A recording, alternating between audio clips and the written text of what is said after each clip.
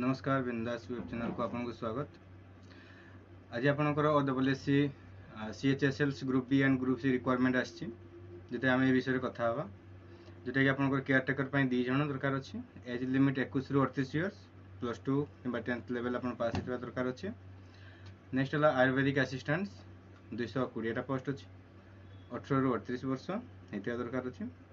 10th plus 2 science किबा आपन equivalent रहबा दरकार अछि। होम्योपैथिक असिस्टेंट्स 216 पोस्ट 18 रु 38 years 10th plus 2 science and equivalent education qualification दरकार अछि। यूनानी असिस्टेंट्स पई आपनकर 70 पोस्ट होछि। 18 रु 38 वर्ष 10th plus 2 science equivalent रहउछि।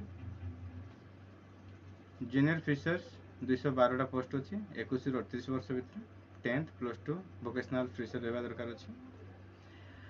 Technical assistants अमीन पे जो पोस्ट अच्छी 16 पोस्ट अच्छी 21 रु 38 वर्ष 10th plus 2 art science commerce और इक्विवेलेंट जे भी आपनकर पोस्ट अप्लाई करि परिबे। बेटर अच्छी पोस्ट आपन ट्राई करि परिबे। अमीन पे आपनकर 16 पोस्ट अच्छी।